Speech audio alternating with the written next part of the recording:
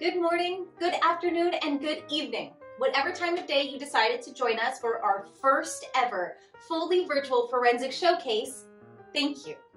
All the money we earn from your generous donations will go to help support the team by covering tournament costs and various materials needed for competition.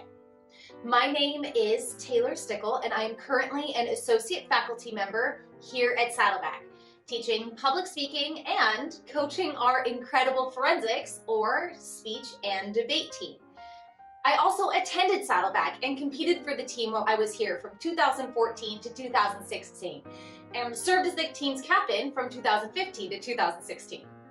Being part of this team opened so many opportunities for me academically and professionally, and I am so excited to have you with us today to get a glimpse into what we do here in Saddleback Forensics. Our team was officially founded in 2007 when the South Orange County Community College District Forensics team decided to split into what is now the IVC Forensics and Saddleback Forensics teams, with Larry Radden, who you will be hearing from in just a bit, becoming our very first director of forensics. Presently, our team competes in the art of competitive speaking against other college students from across the country, delivering memorized speeches in platform and interpretation events, coming up with speeches on the fly in limited preparation events, and skillfully engaging in structured argumentation in debate. To demonstrate what some of these events look like, we have asked recent and current team members to perform their speeches for you today. Our first speaker will be Bailey.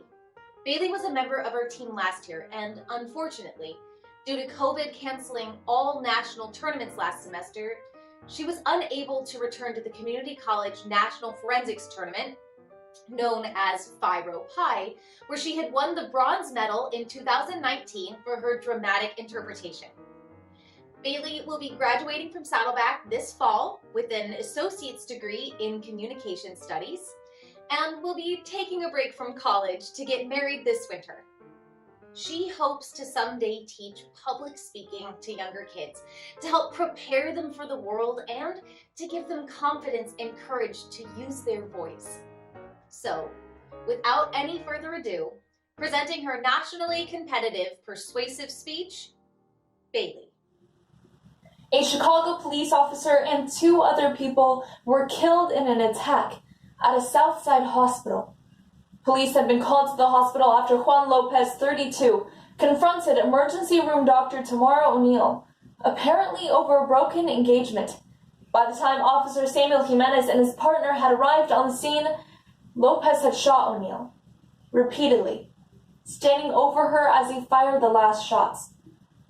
Lopez, whose sources say had a concealed carry license, exchanged fire with Jimenez and other officers as he ran into the hospital. Jimenez was shot in the lobby as Lopez continued firing. Dana Les, 24, a first-year pharmacy resident, was also killed as she walked out of an elevator. This is reported by the Chicago Tribune, November 20th, 2018. Hospitals and medical facilities exist for the fundamental purpose of helping and healing. However, across the United States, these havens of hope are becoming targets of violence. According to the Journal of Emergency Nursing in January 2019, healthcare settings traditionally have been considered sacred ground for vulnerable, ill, or injured patients. It is crucial that staff partner with administrators, facility leaders, and safety officers to design emergency departments to minimize or eliminate risks to safety and security in America's hospitals and medical facilities. So today, let's illuminate the impacts, highlight the causes for such appalling actions, before finally offering up some solutions to remedy these egregious incidences. When we think of hospitals, we typically think of them as being safe places of helping and healing, not as locations of aggression and volatility. The latter are becoming almost normative in our nation. According to a Homeland Security bullet issued in February 2017, approximately 11,000 healthcare workers are victims of assault annually, and more than 1.9 million nurses experience verbal or physical assault regularly. As we can see, violence within the realm of healthcare is becoming a serious issue. Sadly, most of us know someone, or maybe are someone, that has experienced sexual assault. However, it seems outlandish to expect sexual violation in a hospital room, right? Wrong. TCA Regional News, October 2018, explains that a patient at First Hospital physically and sexually assaulted a nurse by throwing her on a bed and jumping on her. Police arrested Joshua Jones, 21, who the nurse told police she was making a bed for, when he approached her from behind saying, "Let me help you." He then grabbed the nurse by the waist and threw her onto the bed. Incidences such as these can be emotionally and physically traumatizing. However, they are becoming commonplace for doctors and nurses. Shockingly, a poll conducted by the American College of Emergency Physicians in 2017 found that nearly half of emergency physician respondents reported being physically assaulted, and more than 60% of them said the assault occurred within the previous year. Reports of attacks on healthcare workers are becoming more and more common.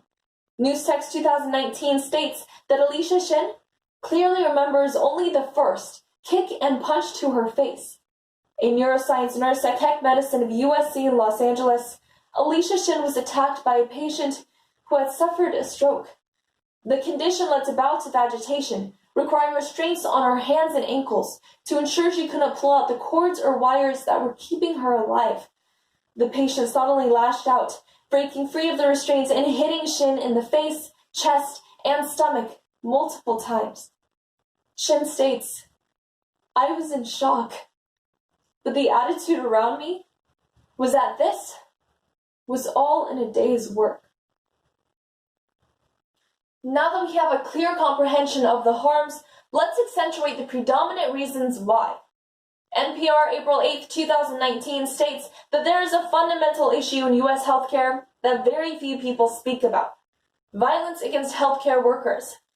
Many nurses and doctors are tentative about whether or not to report a patient who they pledged to serve. The Washington Post in 2018 tells us that dozens of states across the country have laws that specifically criminalize violence against healthcare workers. However, it is often unclear whether or not a patient deserves to be prosecuted for their behavior. Should a delirious patient in an intensive care unit undergo criminal prosecution for striking a staff member? Or a patient who suffers from psychosis, who kicks a doctor who he believes is trying to harm him? IAHSS President-elect Alan Butler states that federal spending cuts on mental health programs, the deinstitutionalization of patients with psychiatric problems, and an abundance of substance use disorders have made emergency rooms especially dangerous. Also, patients who are in pain or who are cognitively impaired are likelier to lash out. Ultimately, hospitals are ill-equipped to respond. First, in cases where nurses and doctors do report violence from their patients, their cases are oftentimes dismissed. Newstext 2019 explains that when several nursing colleagues filed a lawsuit against a patient for assault, the judge threw out the case, saying that violence was just part of their line of work. Normalizing such actions in the field of healthcare can determine whether or not a healthcare worker comes forward with their stories of being a victim to assault. Also, most hospitals lack maximized security, with physical guards, maximum surveillance, and adequate staffing. The San Francisco Chronicle disclosed in January 2020 that a patient viciously attacked a nurse by jamming her head against the floor and clawing at her eyes.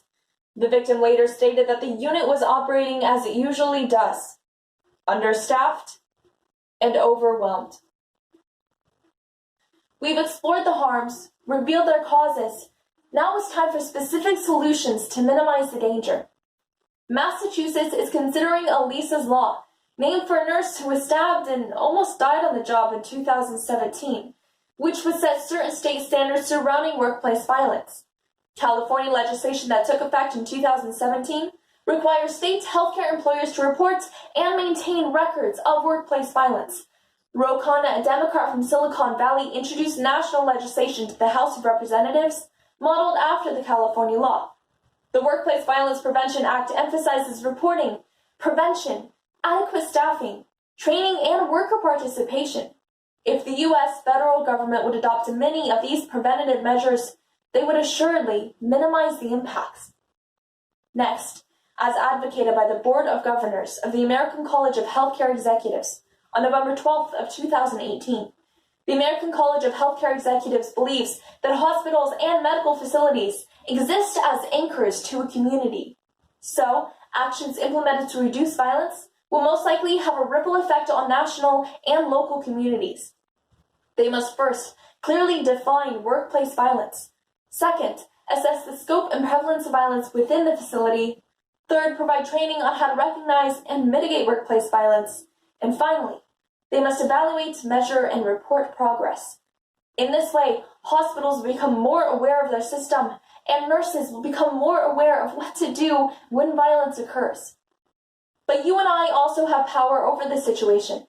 If you would like to take a stand against this issue, we must make it a point to report any suspicious behavior from other patients or even from staff. Another step we can take is to make our voices heard in our community. Visit nursingworld.org, where you can contact your legislator and sign a pledge for #EndNurseAbuse. Finally, the Pulse May 2019 advocates that we ask our members of Congress to support the Workplace Violence Prevention for Healthcare and Social Service Workers Act, H.R. 1309.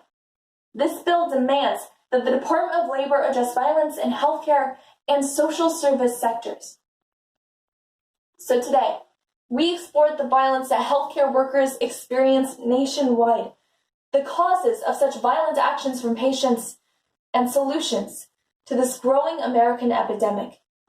A Long Island patient kicked his physician unconscious, punched a security guard, and set his bed sheets on fire. A Cleveland patient pinned an emergency department nurse against the wall and sexually assaulted her. A disgruntled supply worker at an Alabama hospital fatally shot a nursing supervisor and wounded another employee before shooting himself. It's time that we take a stand to protect those who work to protect us. The next speech we're going to be watching is called an extemporaneous speech. This comes from the genre of limited preparation and essentially requires the student to answer a question that relates to current events or the news, research, and then prepare a constructive and cohesive argument in support of their answer. Students are given tough questions that have to do with things like the economy, politics, foreign policy, and they only have 30 minutes to do it. During that time, they are researching and making sure they're getting quality evidence from a variety of news sources. You'll notice during the forthcoming speech that the student occasionally will glance down at a note card. That's to ensure that the information provided has proper attribution, one of the key elements of succeeding in extemporaneous speaking. The student who's going to be going today is named Riley Araujo, and this is his first year competing with the team. And even though he's only been with us a couple months, he's already done some incredible work, and we expect some big things from him in the months to come. Enjoy. In 1977, the famous cosmologist Carl Sagan said, "Somewhere something incredible is waiting to be found." And based on studying the history of science, I'd have to say that Sagan is absolutely correct in his analysis. In the 19th century, Charles Darwin discovered the theory of evolution by natural selection, which is now a bedrock for modern biology and a grand explanation of why we exist in the first place. Even prior to Charles Darwin, Isaac Newton discovered the fundamental laws of gravitational pull, and even before Isaac Newton, Copernicus and Galileo were the first to realize that the Earth revolves around the sun, not the other way around. So given the rich history of scientific inquiry, I'd have to say that we might be on the brink of another amazing scientific discovery.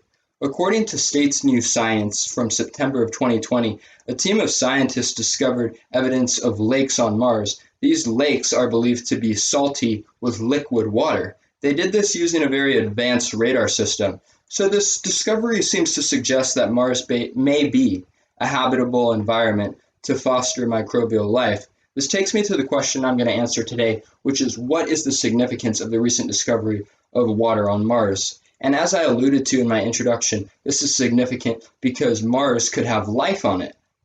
And the fact that Mars could have life on it is significant for three main reasons. First, Mars is a very habitable environment to foster life. Secondly, we might not be all alone in this grand universe. And third, the existence of life would incentivize a strong sense of scientific innovation, and unparalleled age of scientific renaissance and discovery. So this takes me to my first point, which is that Mars is an extremely habitable environment to foster conditions conducive to life. According to the New York Times on July 25th of 2018, NASA's mantra has always been to follow the water when searching for life on other planets. This is simply due to the fact that life is scientifically impossible without the existence of water. An article from Harvard on September 26, 2019 explains this excellently. Water is a necessary condition for life because it's identified as being a universal solvent. So what a universal solvent means is that it transports nutrients across a very wide range of temperatures. This transportation of nutrients across a wide range of temperatures is extremely important because it ensures that proteins actually behave correctly. And the correct behavior of proteins is really important for us to have hormones, for us to have enzymes, for us to have certain properties that are often associated with life. So now that I've talked about the fact that Mars is an environment that is very conducive to the existence of life on a scientific level, I'm going to talk about what this could implicate for the human race here on Earth. So now that we know that Mars could in fact have life, the actual existence of life would suggest that we're actually not all alone in this grand universe. The famous astronaut Buzz Aldrin once said that based on the sheer size and number of billions of galaxies, it's almost certain that extraterrestrial life does exist. This might seem like a very eerie idea for people, but I think it's actually quite magnificent and awe-inspiring depending on how you interpret this. And it's even more awe-inspiring when you consider the sheer size and enormity that the universe has. According to BBC on June 13th, 2016, the universe is about 93 billion light years in diameter. To put that in somewhat of a perspective, 1 light year is equivalent to 6 trillion miles.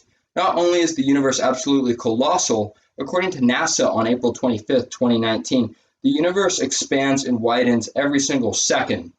So, given the enormity of the universe and the fact that we might not be the only ones on it, I think this would really be a great example of conscious raising and understanding that we should have some humility because the universe is not designed to cater to our sole existence. There may be other forms of life that may be just as important as we are in the grand scheme of things. So now that I've talked about what this would implicate for humans, let's talk about another way this could affect humans, which is the pursuit of increased scientific innovation if life does exist. According to The Astute, on November 7th, 2019, 7 students built a robot to extract water on Mars. Not only was this robot capable of extracting water, it's reflective of another trend, which is almost unmeasurable capabilities of the scientific community to accomplish tremendous innovation if people decide to collaborate. That's why I think the existence of life on Mars would be so profound, is that we'd have such a strong incentive to collaborate and try to understand more and more about the universe and greater cosmos.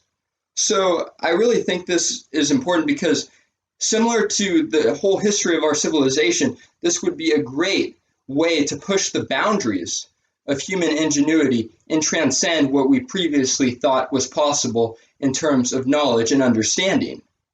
So today, when given the question of what the significance of water on Mars would entail, my basic answer was that it's extremely significant because that could mean that there's life on Mars. Now, life on Mars would be significant to us for a few reasons. One is that Mars is an extremely habitable environment to foster life.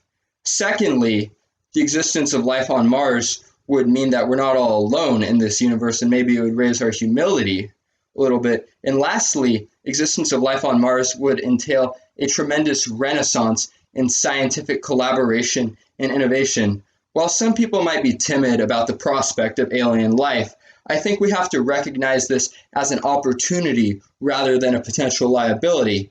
And through seeing it as an opportunity, our pursuit of knowledge, innovation, and collaboration will necessarily entail advancements within human ingenuity. Thank you very much. Hello, students and supporters of Saddleback's speech and debate team.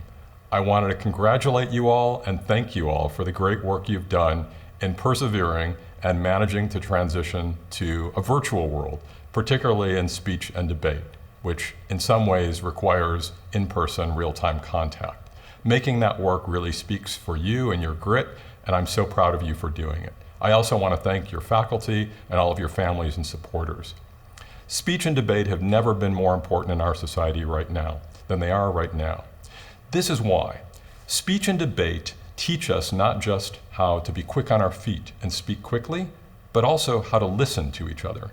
Because a good debater may be able to speak well, but a great debater has to be able to listen and respond to what he or she has heard.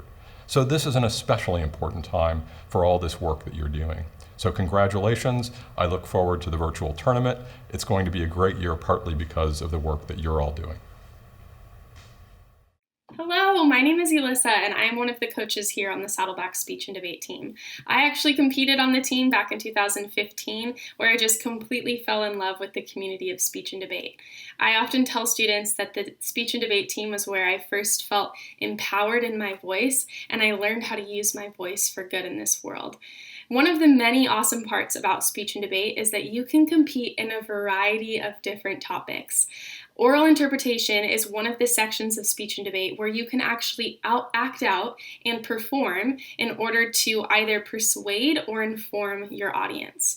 Performance is one of the most powerful ways to communicate a topic to the audience, right? Think about your favorite film or musical. We are often moved by performance. And so oral interpretation is that section of speech and debate where you get to act out, perhaps sing, and offer the audience something new about a topic through performance. So today, you are going to hear an example of oral interpretation from one of our rock star students, Josh. Josh graduated from the Orange County School of Performing Arts in 2016, and he recently graduated from Saddleback with his AA in Political Science and Communications. When Josh was on the Saddleback speech team, he was one of our team officers, and he welcomed new students to the team. Today, he is going to show you an awesome example of oral interpretation. So, without further ado, here is Josh with an example of oral interpretation. So I stopped at a Jack in the Box on the way here, and the lady behind the counter says to me, "Hiya! Are you having an awesome day?" Not how are you doing, no. Are you having an awesome day? Which is pretty shitty, because it puts the onus on me to disagree with her. Like if I'm not having an awesome day, suddenly I'm the negative one. And usually when people ask me how I'm doing, the answer is I'm doing shitty.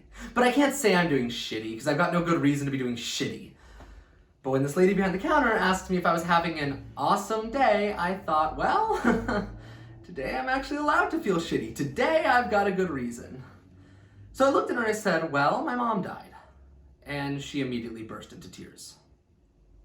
So now I have to comfort her, which is annoying. And this whole time she's crying and apologizing, and I'm like, it's fine, it's fine, it's fine. And I'd really like to order a double Jack meal, so maybe less with the crying, more with the frying.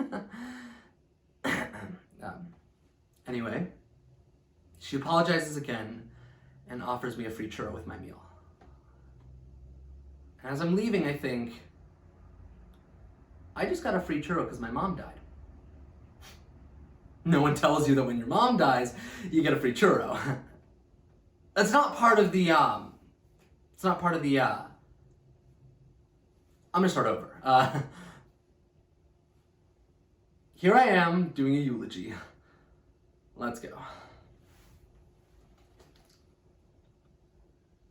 Last Mother's Day, Good Housekeeping had an article titled 24 Loss of Mother Quotes for People Who Are Missing Their Moms Today, featuring pearls of wisdom from people like Gandhi and Emily Dickinson.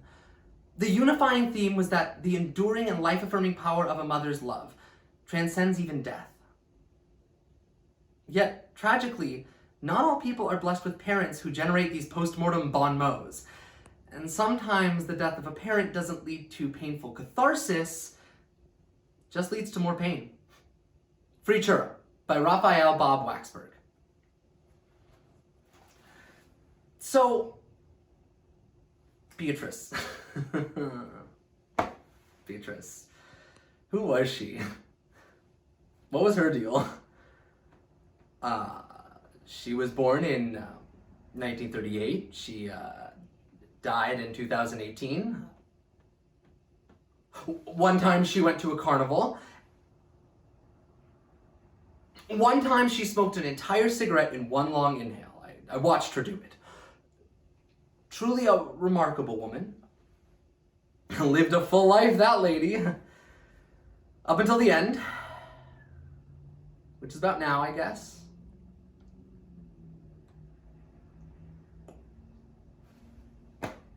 Now what? I don't know. Hey, Mom, you got any ideas? No? Hey, Mom, knock once if you're proud of me. Can I just say how amazing it is to finally be in a room with my mother and not have her to tell me to shut up and make me a drink? Hey, Mom, knock once if you want me to shut up. No? Well, it's your funeral. Anyway. Oh, here's a story. I remember when I was a teenager, I performed a routine for my high school's talent show. And there was this really cool jacket I wanted to buy because it made me look like Albert Brooks. And I remember I for months, I saved up to buy this jacket. And when I finally had enough money, I went back to the store and it was gone. They had just sold it to someone else. And I remember I went home and told my mother about it, and she said, well, that's what comes from wanting things. My mother was really good at dispensing life lessons that ultimately revolved around everything being my fault. But then on the day of the talent show, my mother had a surprise for me. She bought me the jacket. And even though she didn't know how to say it, I knew that this meant she loved me. Now that's a good story about my mother. It's not true, but it's a good story. I remember that I stole it from an episode of Maude I saw when I was a kid. And I remember thinking, that's the kind of story I want to tell about my parents when they die. But I don't have any stories like that. See, all I learned about being good, I learned from watching TV. And on TV, flawed characters are constantly showing people they care with these big, grand gestures. And when you're a kid, you convince yourself that maybe the grand gestures might be enough. You know, that maybe, even though your parents aren't what you need them to be over and over and over and over again, that maybe one day they might surprise you with something wonderful. I kept waiting for that. For proof that even though my mother was a hard woman, that deep down she cared about me. And she loved me and wanted me to know I made her life just a little bit brighter. Even now I find myself waiting. I was actually in the hospital with her in those last few moments, and they were truly, truly horrifying, full of nonsensical screams and cries. But there was this one moment of intense calm where she looked at me and she said, I see you. I see you. Not a statement of judgment or disapproval, but the simple recognition of another human being in the room. Hello. You are a person, and I see you. Let me tell you, it's a weird thing to feel at 54 years old, but the first time in your life your mother sees you. And it doesn't feel good to finally be seen. It feels mean. Like, oh, you knew exactly what I wanted this entire time and you waited until the very last moment to give it to me. See, I expected more cruelty. I thought she'd get in one final zinger about how I was fat, how I was stupid, how I was lazy, how I was an embarrassment, how I was needy, how I was a burden, all that I was ready for. I was not ready for I see you. Only my mother would be lousy enough to swipe me with one last moment of connection on her way out. But, maybe I'm giving her too much credit. Maybe it wasn't like I see you. Maybe it was like an I see you. Like I see you. Like oh, you might have the rest of the world fooled, but I know exactly who you are. Maybe it was like you are an object in the field of my vision, and I see you. You know, we did understand each other in a way. Me and my mom. As messed up as we all were, we did understand each other. My mother, she knew what it was like to live her entire life like she was drowning. Except for these rare, brief instances where you suddenly remember you can swim. But then again, mostly not. Mostly it's drowning. And she knew that. She recognized that I understood it too. And Dad. God, all three of us were just drowning. And we didn't know how to help each other. But there was this understanding that we were all drowning together. And maybe that's what she meant when we were in the hospital, and she said that to me. I think that's why I keep going back to that moment in the ICU when she looked at me and she said,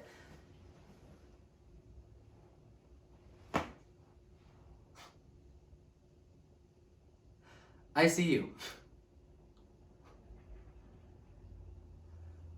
I see you.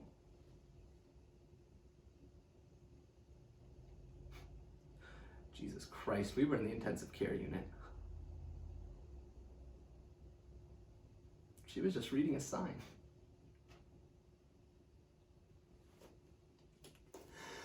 You know the shittiest thing about all of this is that when that stranger behind the counter gave me that free churro, that small act of kindness showed more compassion than my mother ever gave me in her entire goddamn life. Like how hard is it to do something nice for a person? Like the lady behind the counter didn't even know me. I'm your son. You're all I had. But you know what? It's good.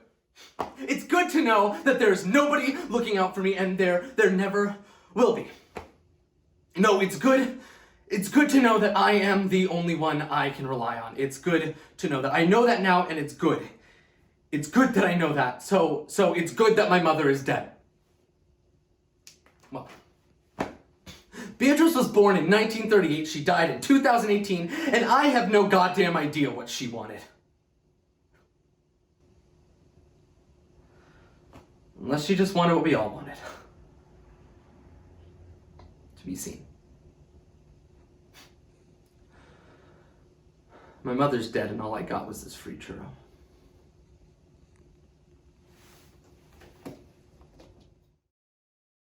Allow me to introduce myself. My name is Larry Radden, and I've been a performer for all of my life. I started out singing on stage in talent shows and doing musical theater in high school and in college, as well as dramatic roles. And then I landed a role in an equity theater production and toured the country. After that, I've done things like commercial work and some television and film. And then I landed at Saddleback, which has been a wonderful experience for me. A lot of times when people think about public speaking, they don't necessarily correlate that with performance. And a lot of people that do forensics are actually now famous people. I have two examples for you. Niecy Nash, which was just nominated for an Emmy Award last year for When They See Us, was a student of mine, and this was years ago. Another example is Jessica Chastain, which was nominated for an Oscar for Zero Dark 30 and for The Help, used to compete in forensics as well. So I was one of the people that was actually judging her back in the day. And so this appeals to lots of people, not just from performance backgrounds, but in all sorts of venues. So I was fortunate enough to get my job at Saddleback, and I landed here 26 years ago and have been here ever since. So the program is amazing. And I really didn't know what I wanted to do with my career, and so passion for teaching and passion for performance are hybrided together. So I predominantly coach the oral interpretation events, dramatic interpretation, prose, readers' theater, so on and so forth. And I also coach the platform speeches that you do in class, such as informative and persuasive speaking. So enjoy the evening. You're going to see a variety of samples of different types of events. And this is your gig. And if you're interested, please contact me at lradden, R-A-D-D-E-N, at saddleback.edu. And thank you for coming to the performance. It's something that's amazing, and it's something that we've done year after year. Enjoy.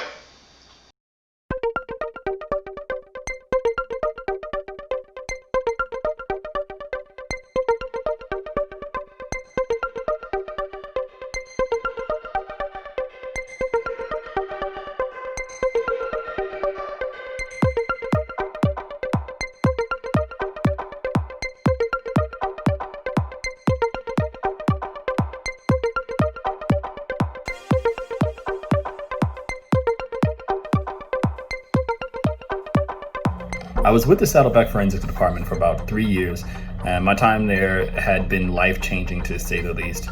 It set me on a career path that I never had expected for myself. I made lifelong relationships with not only friends, but with also professors, and I wouldn't be where I'm at today and successful as I am today without Saddleback and without the forensics team and all its coaches.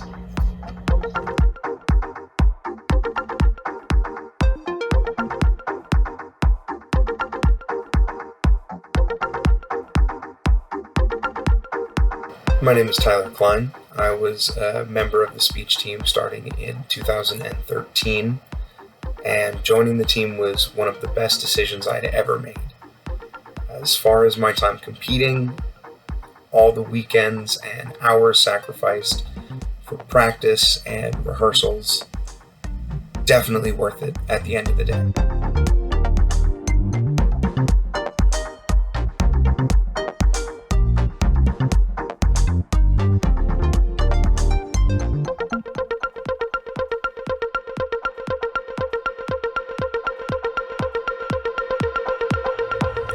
Being on the Saddleback Speech and Debate team really changed my life. I made so many strong connections to my coaches and my teammates, which is not always the easiest to make at junior college, but being on the team really gave me that camaraderie that I needed. And the experience actually helped open a lot of doors for me when I got to my four-year college, and it really helped me actually excel in job interviews later in life. So I just really feel like it's hands-on experience that I couldn't possibly have gained in any other way.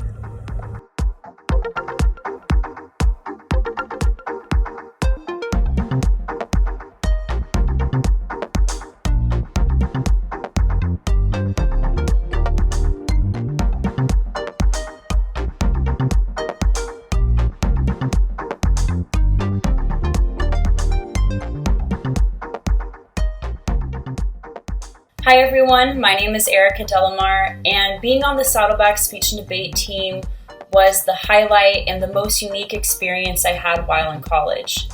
Being on the team gave me confidence, it really pushed me out of my comfort zone, and I learned so much about the power of speech, and I gained skills that I continue to use every day.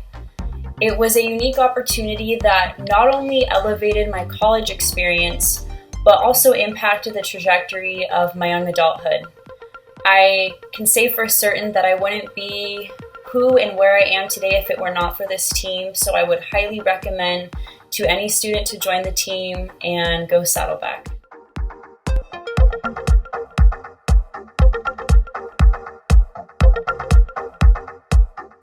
Hello everyone, my name is Rafaela Baker and I am one of the coaches here at Saddleback College. The next event that I'm going to present is Impromptu Speaking. Now, Impromptu Speaking is a great event for those people who like to think on their feet, because you are given a list of 3 quotations and then you select one that you are going to create a speech for. And so you are given 2 minutes max to prepare your speech and then 5 minutes to present. And so the next person that we are going to see is a competitor on our team. She is an award-winning speaker in Impromptu. Here is Kate Cohey. If you ever want to watch a TV show that explores hot-button issues like race, climate change, or immigration, let me direct you to look no further than Rod Serling's The Twilight Zone. That's right. Produced in 1959 to 1964, this show addressed social issues that often weren't addressed by the general public and made them aware of problems within their own world, addressing them through the lens of different types of space-like and Odyssey issues. Now, this leads us to the quotation that I was given today. There's a hell of a good universe next door. Let's go. By E.E. Cummings. What I believe E.E. Cummings is trying to tell us is that there are ways to escape into different, possibly better scenarios, to better universes, to greener pastures. All we have to do is leave the one we're in. But I disagree with this fundamental idea, because I believe we need to stay within our world and push through adversity, not simply run off to a better scenario. And only through pushing through this adversity are we successful. Now, I'll be looking at this in three key ways. First, through a philosophical lens, second, through a landmark court case, and finally, through an unlikely hero during the COVID crisis. Now let's start with a philosophical lens of running off to our next-door neighbor, the better universe, isn't actually going to work. See, the thing is, Aristotle's theory of virtue tells us that we can't become better people unless we repetitively practice being better people. So essentially, if we wanted to be good, better human beings that push through problems, we have to push through problems to solve them. Therefore, through that logic, running off and escaping issues that challenge us doesn't give us any tools to overcome later problems. Therefore, Aristotle teaches us that going off to better pastures isn't always greener, and on a basic fundamental level, won't make our lives any better, and won't make us more apt to overcoming adversity and the problems that we face.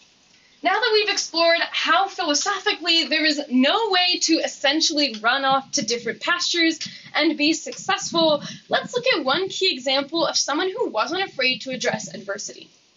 In 2014, the landmark Supreme Court case of Obergefell versus Hodges made gay marriage legal throughout the United States. But the man who brought the court case forward has a pretty remarkable story. See, Jim Obergefell brought forward his case because after his partner, John Arthur, died, after only 3 months of their marriage after suffering from ALS, he wasn't allowed to be named as his spouse's surviving member on his husband's death certificate, and therefore decided that he had a case to take to the Supreme Court, to the highest level. He didn't run away from adversity or act laws that challenged him. Instead, he pushed forward and ended up granting millions of people in America the right to pursue their own identities and sexualities, which was granted under the 14th Amendment. He didn't escape to a different universe. What Jim Obergefell did was head-on address the problems in his own world, and he was ultimately successful in addressing these problems. But what about kind of crazy modern issues that we don't always have the answers for? What about pushing through problems that we may be becoming tired and afraid of? Take, for example, the COVID-19 crisis currently plaguing our world. I've got an unlikely hero to show you exactly why we need to keep pushing through this adversity and problems in order to find an ultimately successful scenario. And it's all about Winter the llama. See, researchers at the University of Texas collaborated with the Health Department of Belgium and actually found that llamas in particular have antibodies in their blood that could be used as life-saving COVID treatments, meaning that when we're not afraid to push through problems in our world, not afraid to think outside the box, to challenge ourselves to be better people, we're only then able to find solutions. There would be no way to deal with the COVID crisis if we weren't actually pushing for unique scenarios and unique solvents to problems, and therefore showing us again that E.E. Cummings' ideas just simply won't make our world or ourselves better. Reflecting on his quotation, there's a hell of a good universe next door, let's go. E.E. Cummings is trying to tell us that we need to step into a different universe to be ultimately happy. But I disagree with this idea fundamentally because I believe that our world and who we are is important to improve in order to be better people. I showed this today through the philosophical lens of Aristotle's theory of virtue, through the 2014 Supreme Court case of Bergefell versus Hodges, and finally, through the example of an unlikely llama. Now, finally, what this has shown us today is the fact that, like in the Twilight Zone, we have to push for issues that may be contentious, but ultimately will make our world better. And that's it. Thank you all again so very much for your support of our team. If you have any questions about the performances you saw in the showcase, or you are interested in joining the team, please feel free to reach out to Larry, Sean, Rafaela, Alyssa, or myself, and we would be more than happy to speak with you about requirements and how to join. Until next time, stay safe, stay healthy, and don't be afraid to use your voice.